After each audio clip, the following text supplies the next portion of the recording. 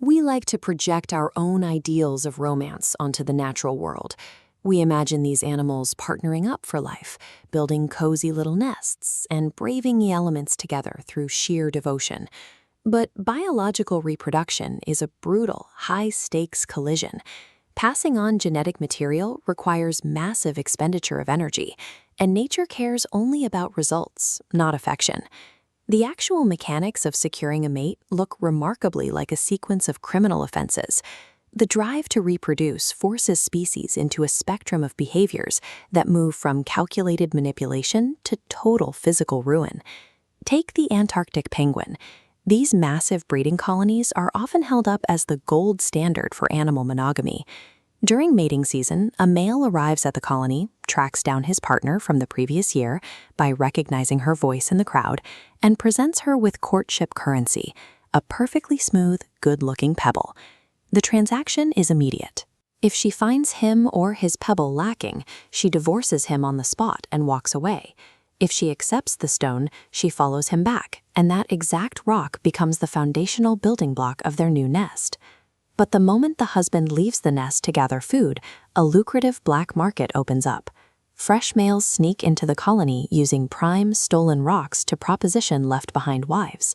They mate in secret, hand over the stolen goods, and run off before he returns. This transactional grift exists in insects too. A male hanging fly secures his mating rights entirely through bribery, presenting the female with a freshly caught moth or caterpillar to keep her distracted. This chart reveals a direct mathematical correlation between the currency provided and the outcome. The larger the insect the male brings, the longer the female is occupied eating it, which dictates exactly how many minutes he is allowed to successfully transfer his sperm. If she finishes eating before he finishes mating, she immediately kicks him out. But if he finishes first, he will ruthlessly snatch the half-eaten bug right out of her mouth, fly off, and use the exact same prey to bribe a second female. For these species, passing on genes relies entirely on grifting, manipulation, and stolen property. But white-collar crime only goes so far. Eventually, species abandon negotiation entirely. Look at the porcupine. Brute force is a logistical impossibility here. A male who rushes the process will simply impale himself on lethal quills. He must wait for the female to enter a fleeting reproductive window that lasts anywhere from 8 to 12 hours a year. When she is ready, she releases a pheromone beacon that males can smell from over a mile away. To prove he is a worthy candidate, the male climbs a tree directly above the female and targets her with a high-pressure stream of urine. She inspects the sample. If she accepts him, she safely folds down her spikes and covers her back with her tail so he can mount. They mate repeatedly for an hour, and then he leaves her to search for another female before the season ends. Exchanging bodily fluids is weird, but some species bypass consent entirely in favor of physical violence. The sea otter has a reputation for being cute, which masks an extremely dangerous reproductive reality. Mating takes place entirely in the water. The male mounts the female from behind, bites down viciously on her nose, and repeatedly dunks her head underwater, indifferent to whether she can breathe. This grim infographic illustrates the resulting casualty rate. 1 out of every 10 female sea otters loses her life as a direct result of this process. This aggression spills over into other species.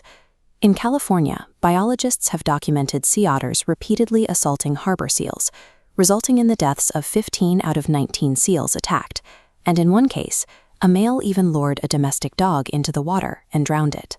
When simple courtship fails, evolutionary pressure favors physical coercion, where lethal violence is a functional pathway to genetic success. At the very peak of this escalation, we find species where the biological imperative overrides the instinct for self-preservation. This is the drone bee. He is oversized, he lacks a stinger, and his only purpose in life is a suicide mission. After feeding on royal jelly, the newly matured queen takes flight, climbing to an altitude of roughly 100 feet. Up there, swarms of these drones wait for a lethal mid-air mating frenzy. The winner rushes in and mates with her. The physical ejection of sperm is so intense that the drone's reproductive organs and entire lower abdomen violently explode in mid-air, killing him instantly. The survivors don't fare any better. The queen collects sperm from about 15 exploding males and returns home. The remaining drones are locked out of the hive to starve to death, while the first newly hatched queen systematically hunts down and murders all her unborn sisters. But for pure, sustained physical ruin, nothing matches the Antechinus. This solitary Australian marsupial faces a strict 3-week mating window once a year.